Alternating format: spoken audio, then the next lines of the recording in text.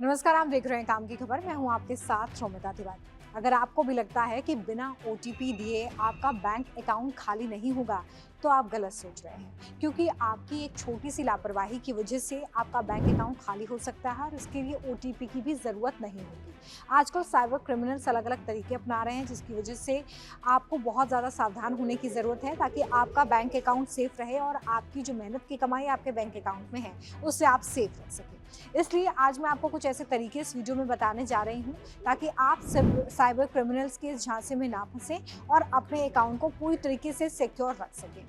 आपको किन किन बातों का ध्यान रखना है, साइबर क्रिमिनल्स आजकल क्या क्या तरीके अपना रहे हैं आपके साथ फ्रॉड करने के लिए, और कैसे आप इससे बच सकते हैं, और अगर गलती से स्कैम हो जाए तो फिर आपको इसके लिए क्या करना है, आज इस वीडियो में ये समझेंगे। तो आइए शुरुआत करते हैं। क्या ओटीपी के बिना भी फ्रॉड हो सकता है? सबसे बड़ा सवाल सभी के मन में यही आता है। लोगों को लगता है कि ओटीपी नहीं देंगे तो फ्रॉड नहीं होगा, लेकिन ऐसा नहीं है। सिर्फ ओटीपी ही खतरा नहीं है कि अगर आपने ओटीपी नहीं दिया तो आपका बैंक अकाउंट जो है वो सेफ है। फेक ऐप्स के जरिए, स्क्रीन शेयरिंग के जरिए, सिम स्वैप के जरिए या फिर मालवेयर के जरिए, इन तमाम तरीकों से आपके साथ फ्रॉड किया जा सकता है और आपके बैंक अकाउंट पर सेंध लगाई जा सकती है। इसलिए ये समझने की गलती बिल्कुल मत करिएगा कि अगर आपने अपने ओटीपी को किसी के साथ भी शेयर नहीं किया है तो आपका बैंक अकाउंट सेफ है। आपको इन चीज़ों में भी गलती नहीं करनी है, जिसके बारे में आगे से मैं विस्तार से आपको बताऊंगी। सबसे पहले ये समझते हैं कि फ्रॉड करने के तरीके में स्क्रीन शेयरिंग कितना बड़ा रोल निभाता है और कैसे आप इससे बचेंगे। तो देखिए, स्क्रीन शेयरिंग स्कैम, जिसका मतलब ये होता है कि स्कैमर आपसे कोई अर्जेंसी दिखाएगा और ये बताएगा कि आपको अर्जेंटली इस ऐप को डाउनलोड करना होगा। वो आपसे टीम व्यूअर या फिर एनी डेस्क, इन तरीके की ऐप्स जो हैं उन्हें अपने फ़ोन में डाउनलोड करने के लिए बोलता है। अक्सर जब आपको ये कॉल आता है तो सामने वाला व्यक्ति आपको ये बताता है कि वो बैंक का अधिकारी बोल रहा है और आपकी कोई प्रॉब्लम वो बताएगा आपको। अगर आप उस प्रॉब्लम पे हाँ बोलते हैं तो फिर ये बताएगा कि मैं आपको इसका सॉल्यूशन बता रहा हूँ, आपको ये ऐप डाउनलोड करनी होगी। जैसे ही आप इन ऐप्स को अपने फ़ोन में डाउनलोड करेंगे तो आपकी स्क्रीन पर जो कुछ भी होगा उस सब कुछ का एक्सेस जो है वो हैकर के हाथ में चले जाएगा, जिसे कहा जाता है स्क्रीन का एक्सेस मिलना। अगर सामने वाले व्यक्ति को भी पता चल जाए कि आपकी स्क्रीन पर आप क्या देख रहे हैं, आपके बैंक अकाउंट में पैसा कितना है, आपका यूपीआई अकाउंट का पासवर्ड क्या है, यूपीआई पिन क्या है, तो सारी चीज़ें जो है एक्सेस करना इजी होता है। बैंकिंग ऐप्स भी देखे जाते हैं इसमें, क्योंकि बैंकिंग ऐप्स का इस्तेमाल भी आप कई बार स्क्रीन शेयरिंग के ज़रिए करते हैं। तो बैंकिंग ऐप को खोलने के लिए क्या पासवर्ड डाला, आपके अकाउंट का नंबर क्या है, आपके अकाउंट में कितना पैसा है, आपने कब कितने पैसे किसको भेजे हैं, ये सब कुछ जो है वो स्क्रीन शेयरिंग के ज़रिए हैकर देख सकता है। पिन और पासवर्ड भी यहीं से चोरी हो सकते हैं, क्योंकि आपकी स्क्रीन पूरी तरीके से हैकर को दिख रही है, तो ऐसे में वो सब कुछ देख सकता है जो आप स्क्रीन पर इस वक्त कर रहे हैं। इसलिए गलती से भी किसी भी ऐप को, और खासकर इन दो ऐप्स को डाउनलोड करने की गलती या इंस्टॉल करने की गलती मत करिएगा।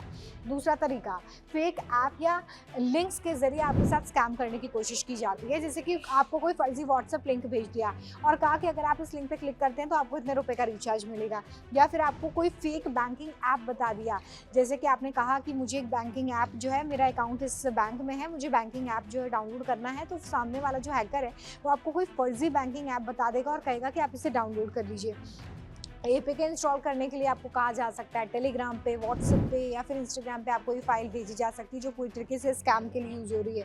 फ़ोन का कंट्रोल पूरी तरीके से हैकर के हाथ में जा सकता है अगर आप व्हाट्सएप लिंक के ज़रिए, फेक बैंकिंग ऐप के ज़रिए या एपीके के ज़रिए किसी भी फाइल को अपने फ़ोन में इंस्टॉल करते हैं। तो ये करने की गलती भी आपको नहीं करनी है। तीसरा तरीका, जिसकी वजह से स्कैमर आपके बैंक अकाउंट की सेंध लगा सकते हैं, वो है सिम को स्वैप करने का तरीका। इसमें क्या होता है कि आपको एक फेक केवाईसी कॉल आती है, तो आपको बताएगा कि मैं बैंक का अधिकारी बोल रहा हूँ, आपका केवाईसी जो है कंप्लीट नहीं है, आपका बैंक अकाउंट बंद होने वाला है। आप घबरा जाएंगे और आप उससे पूछेंगे कि आप बताइए कि क्या करना है। इसके बाद वो आपसे किसी नंबर को डायल करने के लिए बोल सकते हैं, कोई ऐसा कोड बता सकते हैं जिसको डायल करने के बाद आपके सारे फ़ोन कॉल्स, आपके सारे ओटीपी उस नंबर पर जाने लगे जिस पर स्कैमर चाहता है। और उसके बाद स्कैमर डुप्लीकेट सिम का एक रिक्वेस्ट करता है। डुप्लीकेट सिम का जैसे ही वो यहाँ रजिस्टर करेगा, उसके बाद जो सारे ओटीपीज़ हैं जो आपके पास आ रहे थे, अब वो उस सिम पर जाने लग जाएंगे, जो कि डुप्लीकेट सिम के रूप में हैकर ने ले लिया है।